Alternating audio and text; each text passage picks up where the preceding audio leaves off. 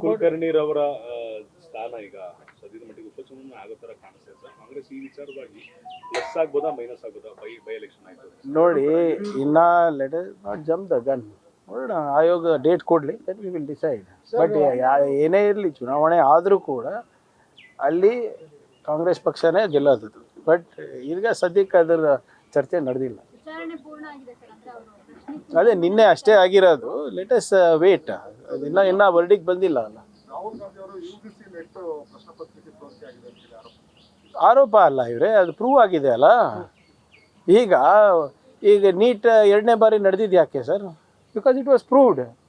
CBSE parliamentary committee ರಚನೆ ಆಗಿದೆ ಯಾಕೆ? Because it was proved. ಪ್ರಧಾನಮಂತ್ರಿಯವರು ಪರೀಕ್ಷೆ ಪೇ ಚರ್ಚೆ ಮಾಡ್ತಾ ಇರೋದು, ನೀಟ್ ಪರೀಕ್ಷೆ ಬಗ್ಗೆ ಚರ್ಚೆ ಯಾಕೆ ಮಾಡ್ತಾ ಇಲ್ಲ? ಇಂಥ ಎಲ್ಲ ಸಮಸ್ಯೆ ಇದ್ದಾಗೂ ದೇಶ ಬಿಟ್ಟು ಓಡೋಗ್ಬಿಡ್ತಾರಲ್ಲ, ಏನಕ್ಕೆ? ಎಲ್ಲದಕ್ಕೂ ಕ್ರೆಡಿಟ್ ತೊಗೊತಾರೆ, ಆದರೆ ಇದಕ್ಕೆ ಯಾಕೆ ಕ್ರೆಡಿಟ್ ತೊಗೊತ ಇಲ್ಲ? ಒಬ್ಬ 19 ವರ್ಷದ ಯುವಕ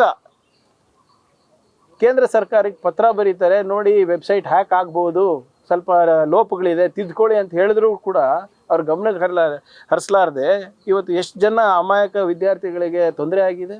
ಯಾರು ರೆಸ್ಪಾನ್ಸಿಬಲ್ ಇದಕ್ಕೆ? ಧರ್ಮೇಂದ್ರ ಪ್ರಧಾನ್ ಅವರು ಇದ್ರ ಬಗ್ಗೆ ಮಾತಾಡೋಕ್ಕೆ ರೆಡಿ ಇಲ್ಲ, ರಾಜೀನಾಮೆ ಕೂಡ ಕೊಡ್ಸೋಕ್ಕೆ ರೆಡಿ ಇಲ್ಲ. ಅಂದರೆ prime minister is more powerful than the prime minister.